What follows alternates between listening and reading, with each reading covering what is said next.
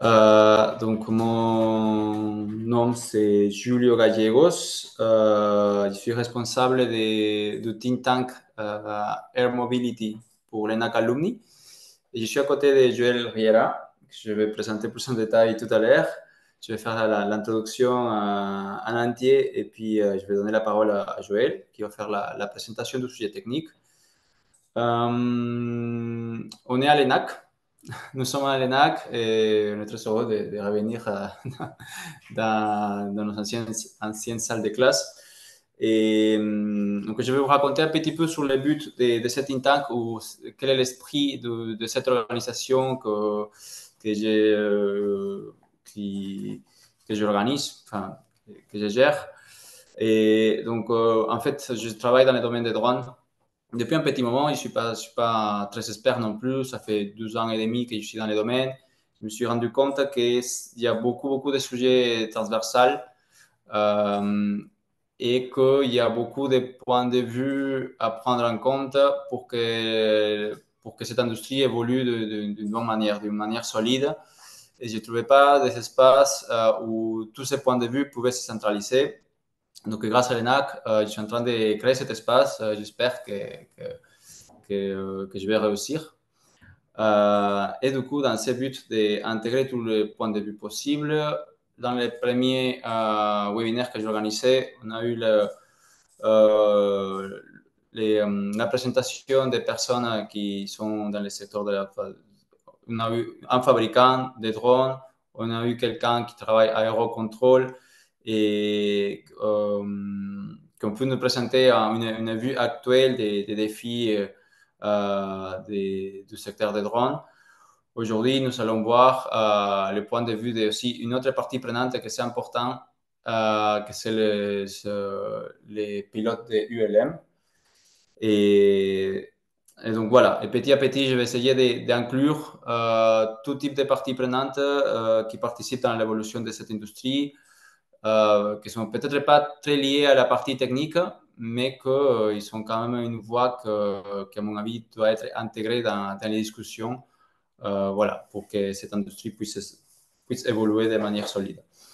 Donc, concernant cette présentation, la dynamique que je vous propose, ce sera une présentation par Joël où je vais intervenir de manière très courte, juste pour enrichir la présentation avec peut-être un point de vue un peu plus actuel sur le sujet. Et ça va permettre un peu d'échange avec Joël. Vous n'hésitez pas de poser vos questions en écrit par les chats. On aura 10 à 15 minutes à la fin. On va peut-être prolonger un petit peu le temps du webinaire en espérant que vous avez le temps de rester jusqu'à la fin, mais comme on a perdu un peu de temps au début, je vais me permettre de prolonger un petit peu et on aura des réponses à vos questions à la fin. Et si vous avez une intervention que vous pensez pertinente en fonction du temps qu'on a consommé déjà, vous pouvez lever la main et je vous donnerai la parole si on a cette possibilité. Et ensuite, ça c'est tout concernant la dynamique de la présentation. J'ai quelques messages à vous transmettre de la part de ENAC Alumni. Et oui.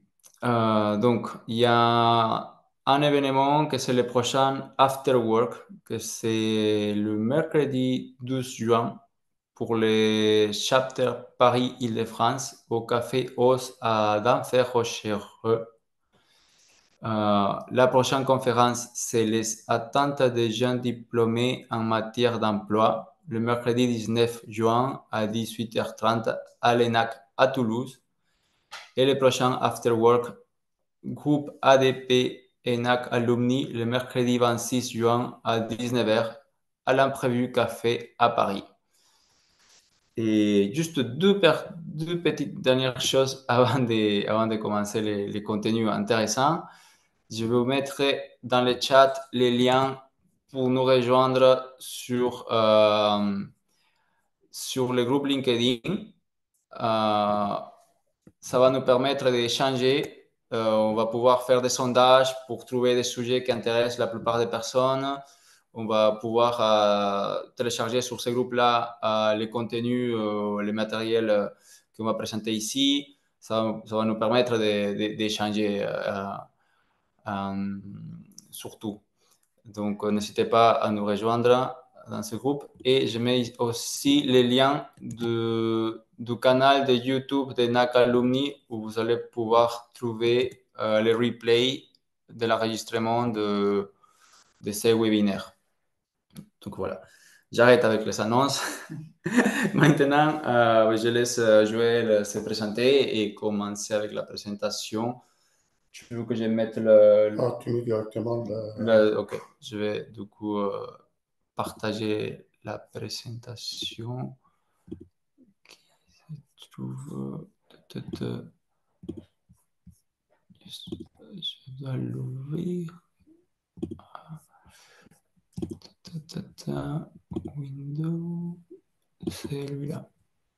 Donc, share.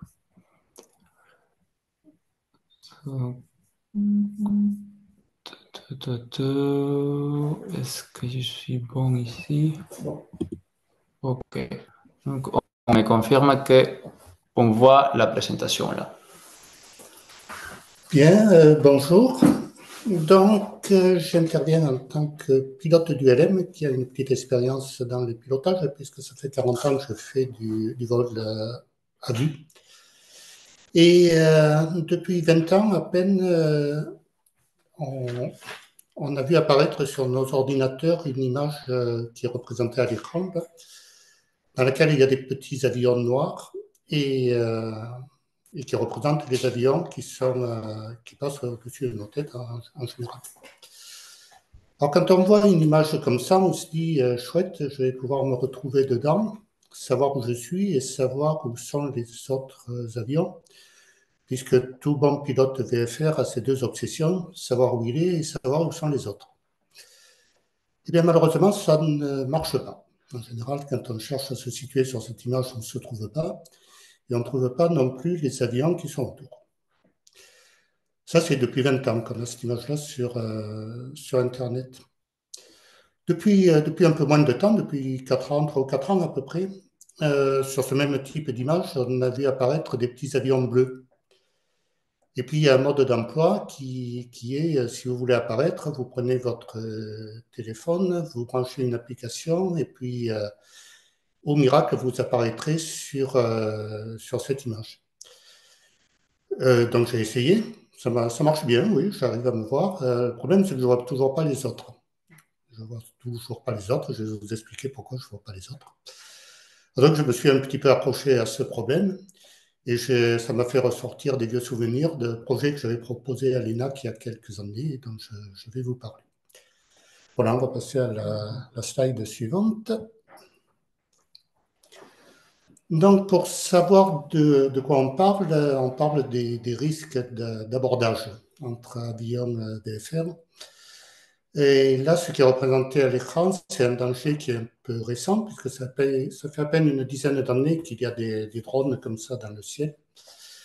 C'est un danger récent, mais bien présent quand même. À une époque, j'observais les comptes rendus de rencontres comme ça, et ça arrive effectivement des pilotes qui se plaignent d'avoir croisé un drone. Bon, heureusement, il faut en croiser 1000 pour que ça touche une seule fois. Statistiquement, on en a vu toucher de temps en temps. Bref, il y a là un danger incontestable et il convient de l'éviter, de le combattre. Alors, pour éviter que ça se produise, il y a trois solutions en fait. Il y a trouver le moyen d'interdire aux drones d'être présents, interdire à l'ULM ou au petit avion d'être présent à cet endroit-là au même moment, ou éventuellement leur donner à tous les deux le moyen de se voir. Et c'est là qu'on retrouve l'image de tout à l'heure. Ce serait bien si elle était un petit peu plus complète. Ouais, et juste Joël, avant que tu passes au slide suivant, je voulais intervenir là parce que tu nous proposes trois alternatives.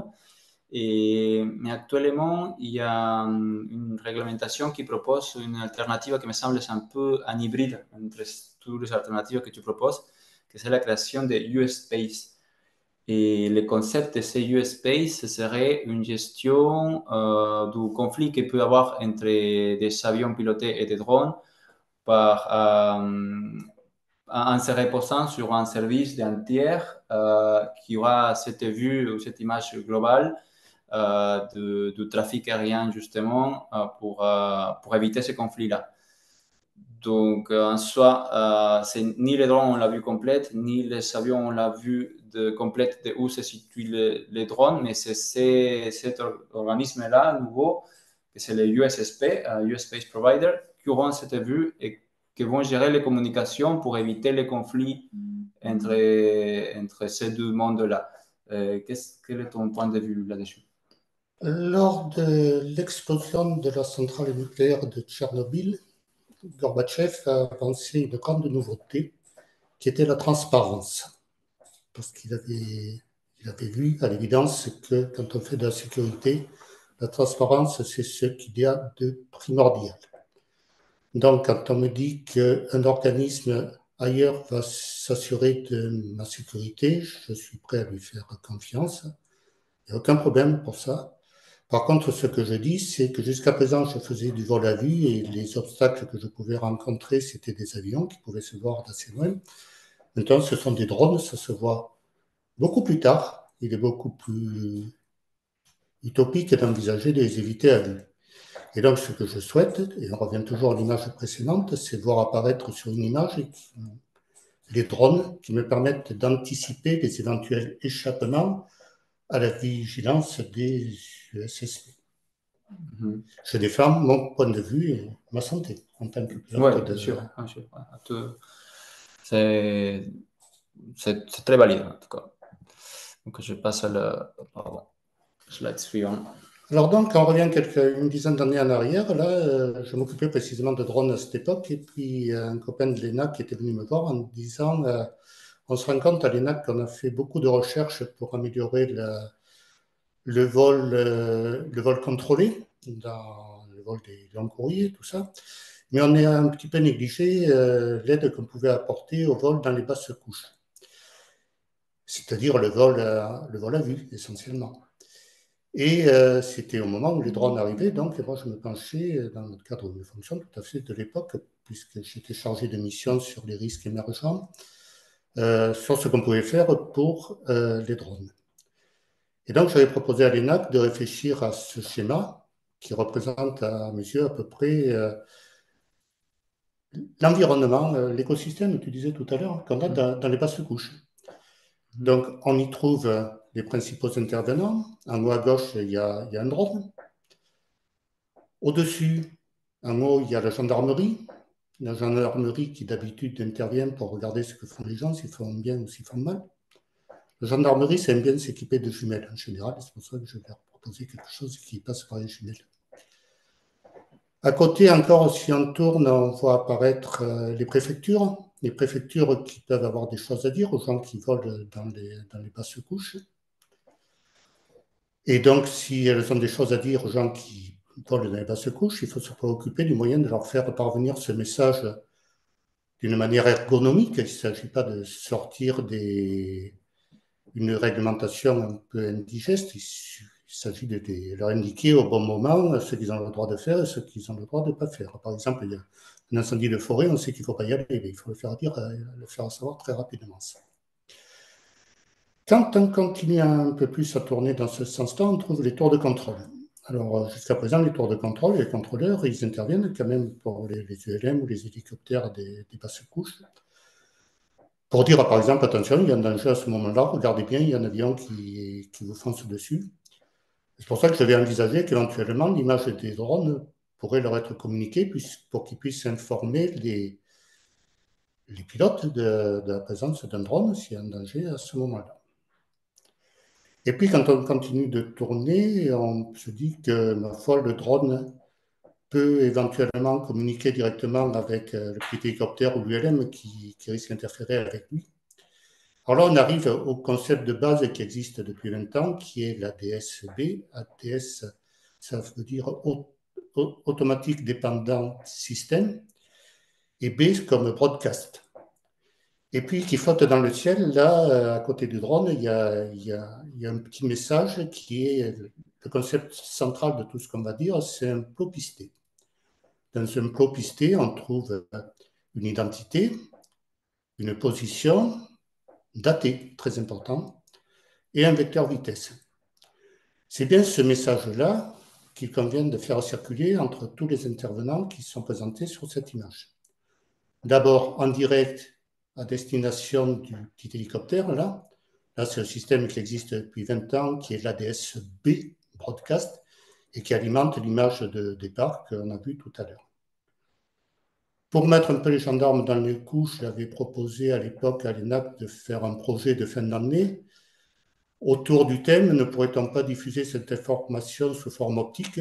Il y a déjà des diodes sur les drones en général, de manière à ce que les gendarmes puissent, à travers des jumelles bien adaptées, couplées à un ordinateur, lire et vérifier si les drones sont bien en règle. Et ma foi, cette information ne pouvait arriver aux gendarmes également par la 4G, puisqu'en France, on a un réseau 4G qui marche très bien partout, qui est représenté par un petit nuage, là, et après être passé par un processeur central, remonté vers la gendarmerie, qui aurait pu lire les informations concernant ce drone sur son téléphone portable. Et naturellement, les contrôleurs recevaient également cette information dans le projet. Dans l'ensemble de projets sur lesquels j'avais invité l'ENAC, j'avais suggéré à l'ENAC de réfléchir. La DSNA a également une information. C'est l'information concernant les avions qui apparaît dans des plots radars absolument identiques au message qu'on a à côté du drone, là. Et dans l'idée que j'avais suggérée à cette époque-là, les plots radars de la DSNA prenaient le chemin inverse et remontaient vers les télépilotes de drones qui peuvent être intéressés, et puis pourquoi pas les pilotes des basses couches qui sont aussi intéressés pour voir les aéronefs ou les drones qui sont autour d'eux. Donc, les vues suivantes, je les ai plus ou moins expliquées déjà. Là, je fais un agrandissement sur la partie qui concerne la GTA, un agrandissement sur la partie qui concerne la transmission d'informations. Et je souligne au passage le fait que, comme pilote de LM actuellement, j'apprécie beaucoup les services que rend une application qui s'appelle SDVFR, qui fait un effort pour présenter les notables, la météo et l'information aéronautique d'une manière tout à fait ergonomique. Juste avant que tu passes au slide suivant, je vais voir s'il y a peut-être des questions ou des personnes qui lèvent la main. Rapidement.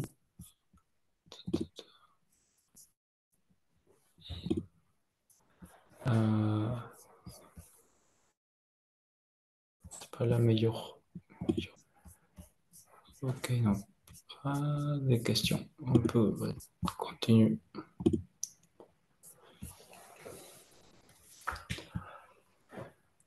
Alors, la slide suivante, c'est l'élément central, ça, puisque avant tout, il faut constituer cette image. Alors, j'ai dit tout à l'heure, dans la première image qu'on a vue, où il y avait des avions noirs et des avions bleus, qu'elle était très intéressante. C'est ce qui se fait de mieux en ce moment.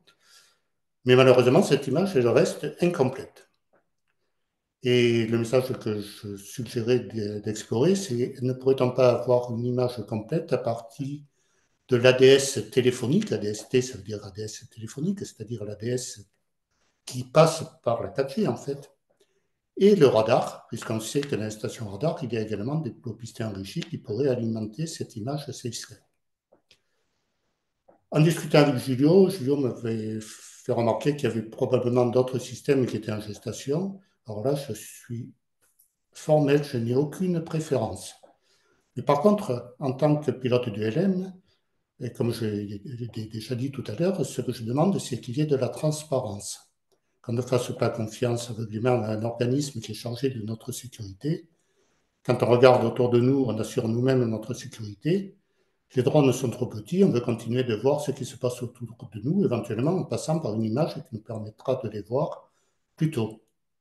Et puis tant qu'à faire, cette image nous permettra de voir d'autres catégories de drones, par exemple les aéromodèles. Ce n'est pas vraiment des drones, mais ça existe sur le terrain d'aviation depuis bien longtemps.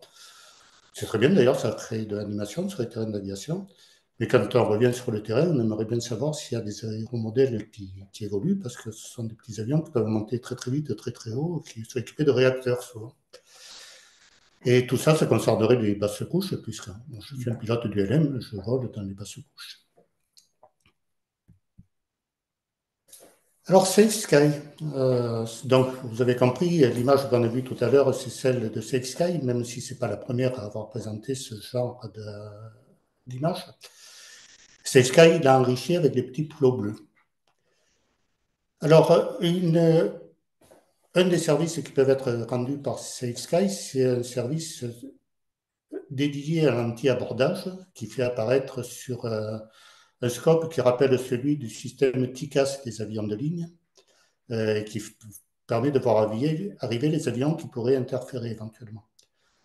Bon, le TICAS, ça marche avec un vrai radar secondaire monté à bord de l'avion, et c'est du radar secondaire. Ça reçoit la réponse du transpondeur de l'avion. Et ça permet de voir tous les avions. Là, l'image qu'on peut obtenir avec Safe Sky, elle n'est pas complète parce qu'il n'y a que les avions équipés ADS-B ou éventuellement ADS-T qui sont visibles. Donc, ils ne sont pas tous là et il manque des avions sur cette image. Alors, Safe Sky, puisque je l'avais découvert et j'étais émerveillé, à ce moment-là, j'ai eu l'occasion d'aller en Australie. Non, l'image d'Australie. Okay. En Australie, séjourné quelques mois là-bas, dans la ville de Perth. Et j'ai eu la curiosité de regarder ce que donnait l'image Safe Sky de mon téléphone portable ou de mon ordinateur, parce que je l'ai monté sur mon ordinateur aussi là-bas. Alors, elle est instructive, cette image, puisqu'il n'y a plus les avions bleus. La campagne pour faire passer Safe Sky là-bas n'est pas arrivée, mais on voit quand même tous les avions qui, manifestement, sont des avions qui émettent en ADS-B. Et seulement ces avions, il n'y en a pas partout. Il n'y en a pas sur les déserts, il n'y en a pas sur les océans qui sont autour de l'Australie. Et pourtant, on sait bien que dans ces zones-là, il y a des avions. Alors ça s'explique très bien si on sait comment marche l'ADS-B. L'ADS-B, c'est un système qui émet par broadcast à destination des autres avions qui arrivent, qui seraient équipés du même système, et qui donc verraient en visite directe qu'il y a une interférence possible. Pour que cette image apparaisse plus loin, il faut qu'elle soit reprise par des stations sol. S'il n'y a pas de station sol, l'image n'est pas reprise plus loin, donc on ne voit plus les avions. C'est ce qui se passe au-dessus des déserts, et c'est ce qui se passe au-dessus des océans également.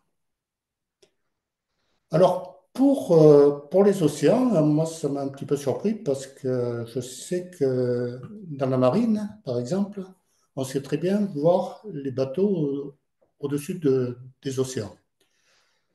Alors, tout le monde peut regarder sur Wikipédia comment ça marche, ce système. Ça s'appelle AIS, pour Automatic Identification de Système. C'est le même système, c'est un ADS qui envoie sa position et son identifiant connu grâce au GPS. Mais pour aller à grande distance, cette fois, on passe par les satellites. C'est de là que vient le terme ADS, que j'avais proposé moi-même dans les projets que je proposais à l'ENAC, d'ADS-S, S comme satellite. Et puis, comme eux aussi, les bateaux, ils ont envie d'éviter les abordages, ils utilisent un ADS-B à visite directe également. Mais dans ce cas-là, on peut récupérer à distance cette image en passant par les satellites. Donc, elle est très intéressante, cette image. Par contre, elle souligne peut-être actuellement un des inconvénients qu'il peut y avoir à diffuser trop librement la position des mobiles, c'est qu'on sait que les bateaux peuvent faire l'objet d'attaques de pirates ou de tirs de missiles, et on se demande si le fait de faire trop de publicité sur leur identité, leur contenu, leur nationalité, ça n'aggrave pas le problème. Donc, à manipuler avec prudence ce genre d'informations superflues. Je crois que tu avais une question à poser à ce sujet. C'est ça, et je n'interromps pas encore. C'est peut-être intéressant de clarifier au public si j'utilise un drone, par exemple. Je suis un télépilote et j'ai appris sur l'application Safe Sky qu'est-ce que je dois faire pour que mon drone soit reconnu qu'il est dans l'espace aérien par un autre utilisateur de Safe Sky. Safe Sky, juste pour un mode d'exemple, parce qu'il peut être un autre applicatif, mais... Oui, avec la DSB, déjà depuis pas mal d'années, on avait souligné le problème, c'est que les VIP, par exemple, les gens qui voyagent souvent avec leur jet privé, se faisaient épingler par la presse, par des gens qui calculaient combien ils dépensaient de kérosène pour faire tout ça. Donc, quand on vole, on peut avoir intérêt à être distrait. Et on peut faire la même raison, la même réponse si un jour on rend obligatoire l'utilisation d'une émission 4G au sujet des vols. Ne dire au grand public que ce qui est strictement nécessaire. C'est-à-dire, si on veut faire de l'anti-abordage, quel type d'aéronef c'est tout. Le reste, la position, la vitesse, on la connaît de toute façon. Je pense qu'il n'est pas très souhaitable d'en donner plus, comme l'identité de l'avion ou l'identité du pilote. Ça n'empêche pas que cette information peut être utilement conservée par les promoteurs de l'USSP, puisque la justice elle-même, par contre, peut demander légitimement qu'il y avait dans ce drone qui a fait une bêtise ce jour-là. Dans ce cas-là, il faudrait répondre à la justice. Mais il ne faut pas répondre au grand public. Ça peut présenter des inconvénients, effectivement. Ok, intéressant.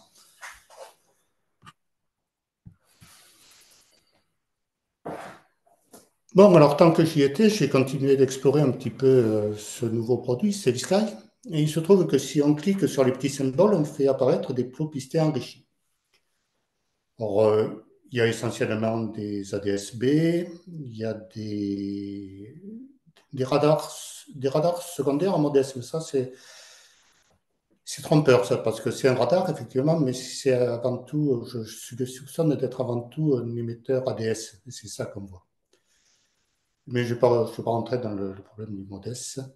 Il y en a beaucoup d'autres. Il y en a un qui passe par les satellites et Safe Sky avait suivi une jeune pilote qui, j'allais dire petite, mais non, c'était un très très bon pilote apparemment, puisqu'elle a fait, elle était jeune, mais elle a fait un trajet en ULM suivi sur des zones désertiques et ça alimentait l'image Safe Sky, ce qui prouve qu'on peut passer effectivement par Safe Sky pour donner la position. Ce périple était très démonstratif. Et par contre, alors j'ai cherché désespérément les plots pistés enrichis des stations radar qui sont représentés en bas à droite. L'origine, c'est le cours que je donnais moi-même à l'ENAC en 86. Je ne sais pas ce qui s'est passé depuis. Mais ces plots pistés enrichis, si on les avait mis en 86, soit ils y sont encore, soit s'ils y sont plus, on peut les y remettre. Mais je pense que ça, c'est la solution pour résoudre tous les problèmes qui se posent à Safe Sky. C'est pour ça que je me permets de suggérer qu'on se penche sur cette éventualité. L'avantage de ces plots également, c'est qu'on peut les cueillir au passage dans les stations monopulse, dans les stations autonomes elles-mêmes. Et là, je viens à la vue suivante qui rappelle un petit peu ce programme entre 86 et 98 au service technique de la navigation aérienne. À l'époque, on avait développé une nouvelle station radar qui, ma foi, marchait pas trop mal, donnait des plots pistés enrichis de qualité qui étaient certifiés, c'est-à-dire qu'on avait fait des études approfondies pour savoir quelle était la qualité, la fiabilité et tout ça. Et puis ces stations, on était allé les installer au sommet des montagnes. Là, il y a le Mont Ventoux, parce qu'il y en a un au sommet. Il y en a une au sommet. Et ces stations au sommet des montagnes, elles illuminent toute la plaine et elles voient absolument tout ce qui vole et qui est doté d'un transpondeur dans la plaine. Donc, comme les grands absents de l'image Safe Sky en ce moment, ce sont précisément les avions des aéroclubs qui sont équipés d'un simple transpondeur mode A, mode C. Ce que je dis, c'est qu'en bonne logique, si on peut prélever au passage là les plots qui sortent de ces stations et les diffuser sur Safe Sky. Ouais. Je peux t'interrompre là aussi, Joël? Oui. Une question. Ouais. Et quand on parle de fiabilité, on a besoin d'informations fiables sur la position des drones et des avions pilotés aussi. Donc, pour les avions pilotés, je comprends qu'on a de l'information normalement assez fiable. Concernant les drones, avec ces systèmes basés sur le mécanisme de Safe Sky, et la position donnée à l'utilisateur, c'est une position basée sur la position du télépilote, je crois comprendre, tu me corriges si je me trompe, ou soit il y a un modem installé sur les drones pour transmettre sa position Oui, via 4G. c'est ce que j'avais suggéré à l'ENAC à l'époque. Mhm. Il y a deux solutions, effectivement. Soit on met le téléphone sur le drone, mais naturellement sans l'album photo qui va avec, donc ça peut être quelque chose de beaucoup plus petit qu'un téléphone portable. Soit on demande à la station de télécommande elle-même de transmettre sur le réseau 4G la position réelle du drone, à condition qu'elle le connaisse à ce moment-là. Mhm. Donc il y a ces deux solutions pour faire apparaître le drone sur le réseau. En ce qui concerne la précision réelle de SafeSky, bon, moi j'ai fait quelques tests dans mon aéroclub, j'ai demandé aux copains de brancher SafeSky et j'ai regardé si je les voyais bien en courte finale, quand ils étaient en courte finale. C'est suffisant pour, quand on revient au terrain, savoir s'il y a des gens qui sont dans le tour de piste ou pas. Si on veut réellement calibrer la précision obtenue comme ça, il faut s'en donner les moyens et lancer des campagnes de calibration. Il n'y a pas d'autre solution. Ce que je sais au sujet des GPS de voiture, par exemple, c'est que si notre voiture apparaît toujours pile poil sur la route, c'est quand même parce qu'il y a un traitement derrière qui fait qu'il prend en compte le fait qu'il y a une route à côté et il va aller la mettre sur la route. Ce n'est pas intrinsèquement forcément très précis. C'est tout ce que je peux dire. Je ne peux pas en dire plus. Non, mais c'est OK. C'est les deux constats que j'ai fait. Ouais. Et c'est très bien comme réponse. C'est une discussion qu'on entendait avoir. Je ne sais pas si tu veux Oui. continuer avec cette... Oui, alors ça, je parle aussi du TIS, ce trafic information de service, puisque en 1986, quand les stations sont sorties, on avait discuté avec les collègues de l'époque. Bon, cette image est tellement précise, merveilleuse et tout, qu'on se demandait est-ce que ce serait pas utile de l'envoyer carrément au pilote. On savait déjà à l'époque envoyer carrément l'image de télévision, l'image qui est représentée là, sur le scope de maintenance, on peut l'envoyer à bord. C'est de la télévision, tout simplement. Très rapidement, comme les ordinateurs sont devenus beaucoup plus petits, il était devenu envisageable d'envoyer des plots pistés enrichis directement à bord des avions, et on pouvait envisager de faire une avionique améliorée par le radar dès cette époque-là. Alors, nous, on ne l'a pas fait, peut-être à juste titre d'ailleurs, puisqu'on a vu tout à l'heure les inconvénients que ça peut avoir de donner trop d'informations sur le trafic. Les Américains l'ont fait, ça s'appelle le système Trafic Information Service. Et même s'ils sont derrière l'image ADS-B que je vous ai montré au début, ils ne sont pas prêts d'abandonner le TIS, peut-être en raison d'un autre problème que j'évoquerai tout à l'heure, c'est celui de la fragilité du positionnement GPS, surtout quand on est en conflit un peu partout dans le monde. Mais ça, on le verra peut-être tout à l'heure. Donc après, c'est la surprise. Donc on en vient directement, puisque j'ai dit carrément que je m'inspirais préférentiellement de cette image de SafeSky. C'est sur SafeSky que je me suis permis de faire figurer ce que pourraient être les nouveaux plots qu'il faudrait faire apparaître et qui pour l'instant n'y sont pas. Alors ces plots, si on les prélève au passage, ils ne peuvent pas avoir d'autre indication que le code de transpondeur qui a été, je le rappelle pour les pilotes et pour les non-pilotes également, le code de transpondeur, en général, c'est un contrôleur qui l'attribue au pilote, il lui dit veuillez afficher 5410. Et ça, c'est quand on est dans une zone où on fait du VFR contrôlé, car il faut savoir que le VFR, ça peut très bien être contrôlé quand même, on le verra à la fin.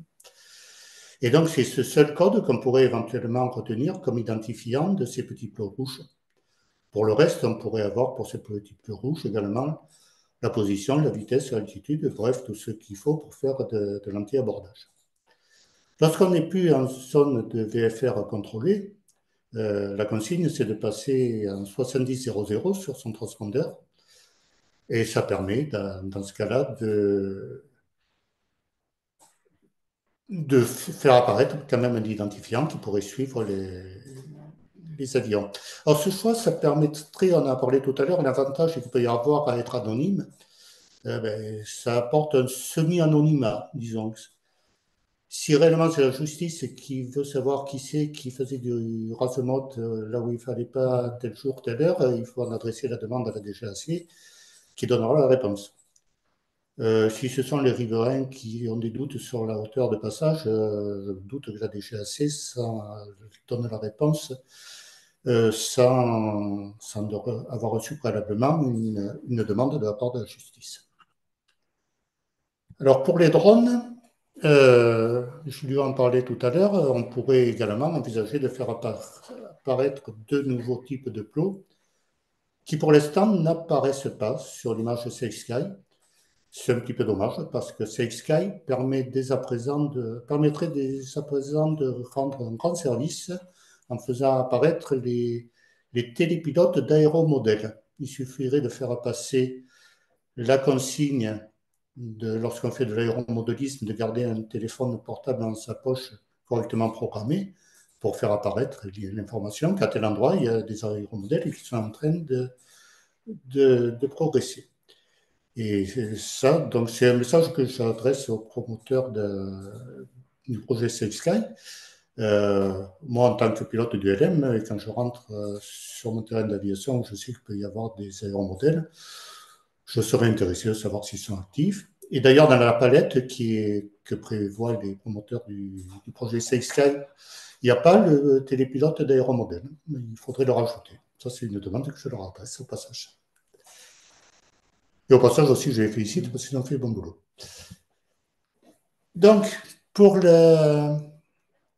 l'abordage ou le risque d'abordage qui apparaît en première page là, mais là, j'ai fait figurer sur cette image, normalement, les deux symboles, le symbole de la petite flèche rouge et du drone qui se rapproche. J'ai l'impression que ça ne paraît plus, mais l'idée, elle est là, quoi.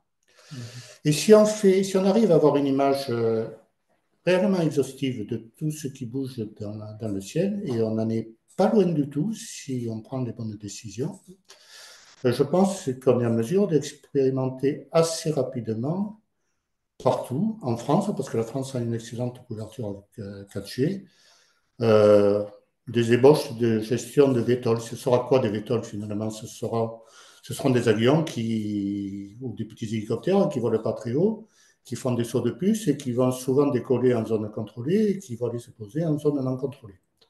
Alors au départ, ils seront sous le contrôle du terrain d'où ils décollent et à l'arrivée, ils seront peut-être sous le contrôle de notre organisme, je ne sais pas de préférence, ou sous plus de contrôle du tout. Et s'ils avaient une image comme ça performante qui leur permet de voir tout ce qu'il y a autour d'eux, on pourrait améliorer grandement les performances du VFR, des techniques de pilotage VFR qui deviendraient un VFR réellement assisté et qui était précisément la question qui m'était posée par l'ENAC en 2014, comment faire pour assister réellement les pilotes VFR. Ouais. Ça va le temps 3 minutes et on passe aux questions des intervenants. Oui, bien sûr. Bon, mais les 3 minutes, ce sera... Cette image, c'est le terrain, je vous en ai déjà parlé, sur lequel je vole. Donc, c'est Nîmes-Courbesac, dessous, il y a Nîmes-Garant. Et puis, c'est trop long à commenter, mais vous pourrez le lire à loisir. C'est un petit compte rendu d'un vol standard que j'ai fait dernièrement, qui montre comment, avec un ULM, quand on décolle de Nîmes-Courbesac, qu'on veut faire le tour de la ville de Nîmes et qu'on revient se poser à Nîmes-Courbesac, on est tantôt en contact avec le contrôle aérien, tantôt en auto-information. Et ma foi, ça se passe très bien comme ça depuis des décennies. Ce dont on a besoin pour faire des VTOL, c'est des outils nouveaux pour être plus précis, plus performants, c'est tout. Il n'y a pas à changer fondamentalement la gestion du VFR. Et je voulais vous montrer la dernière. Ah si, c'est là. Non, si j'en parle ou j'en parle pas. Oui, un des problèmes de la 4G, quand même, et donc de ce que j'ai proposé basé sur la 4G, c'est que tout ce qui se base sur le GPS, c'est brouillable.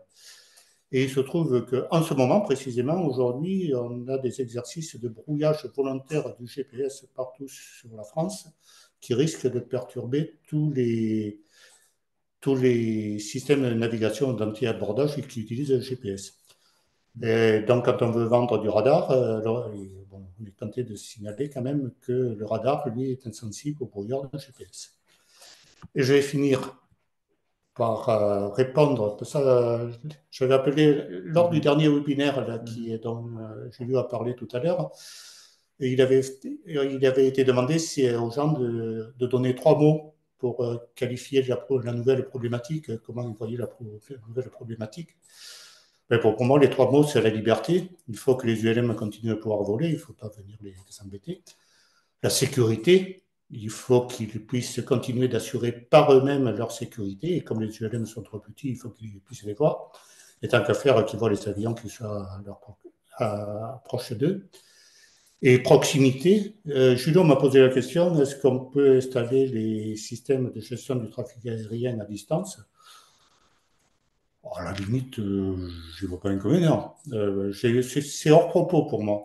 Moi, ce que je dis, c'est qu'il faut qu'il y ait une image réellement fiable, exhaustive, qui soit à la disposition des pilotes d'avions légers, des pilotes de drones s'il y en a. S'il n'y en a plus, ben, ce sera le SSP qui l'aura.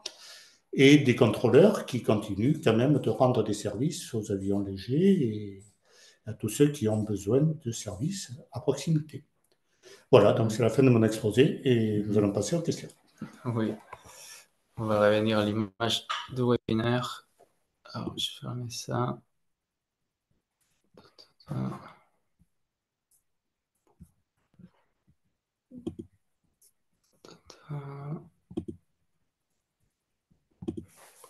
Ça bug un peu, j'ai l'impression.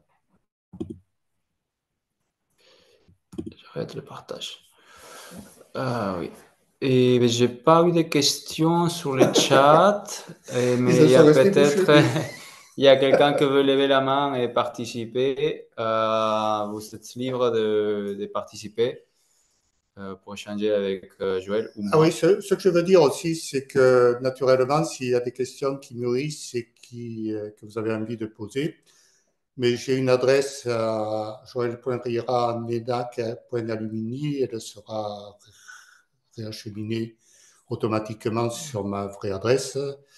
Et dans la mesure du possible, j'essaierai d'y répondre quand ça vous sera venu. Voilà.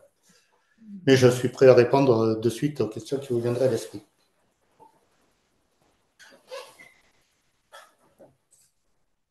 Alors, s'il n'y a pas de questions, moi j'ai des questions. Alors toi, je m'en doute. Mais ça fait quand même 12 heures qu'on passe à discuter tous les deux. C'est vrai, c'est vrai. Non, mais oui, en fait, tu l'as répondu à la fin sur les concepts de... Enfin, c'est que j'aimerais bien que tu développes un peu parce que ça me semble intéressant, c'est ton idée de liberté. De pourquoi la liberté c'est aussi importante pour toi. Qu'est-ce que tu considères liberté aussi? Tu as choisi comme un des mots pour définir le futur de l'industrie. Donc, est-ce que tu peux nous dire un peu plus sur ça? Quand j'étais à Wallis et Futuna, l'aérodrome, c'était le lieu où toute l'île se rencontrait. Donc, les départs de vol, c'était le lieu où il fallait aller. Pourquoi? Parce que les gens, ils avaient envie. C'est dur les séjours dans les îles comme ça, surtout quand on est de métropole, pas pour les natifs. Et c'est une vue vers l'extérieur. Et on a fait Et donc, l'avion, pour eux, c'est la liberté. Et on a fait le même constat à l'île de Pâques. Je ne peux pas te raconter l'histoire de l'île de Pâques. Quand ils ont eu fini de ratiboiser leur forêt pour faire rouler leur statue, ils n'avaient plus de bois pour faire des pirogues. Et leur nouveau totem, c'est devenu un oiseau. Parce que l'oiseau, c'est la liberté.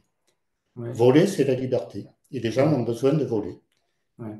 Et j'en suis la première victime, puisque à la retraite, je continue de voler. Et je crois qu'il faut laisser cette liberté fondamentale aux gens. Ouais. Parce que c'est un besoin de pouvoir voler. Ouais. Je t'ai déjà dit, pour moi, le vol, c'est le vol à vue. D'ailleurs, j'étais pilote avec corps technique, mais je suis toujours resté DFR. Pour moi, le vol, c'est pas prendre un métro aérien. Le vol, et d'ailleurs, c'est pour ça que les nouvelles mobilités m'intéressent beaucoup. Mon rêve d'enfant, c'est la journée mobile. Hein. C'est d'avoir la voiture qui décolle à mon jardin et qui va où je veux dans la campagne. Si je comprends bien, en fait, tu soulèves le point de la liberté parce que tu te vois impacté à cause de zones qui sont des prohibitions de vol pour favoriser les vols des En drones, tant, en tant si j'ai bien que, compris. non, en tant que pilote privé qui continue de pratiquer, je suis un petit peu impacté par la prolifération des ZRT, des zones réglementées temporaires, Temporaire, ouais.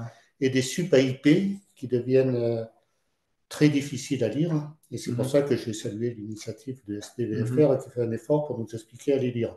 Ouais. Tout ça, ce sont des entraves à la liberté de voler. Mhm.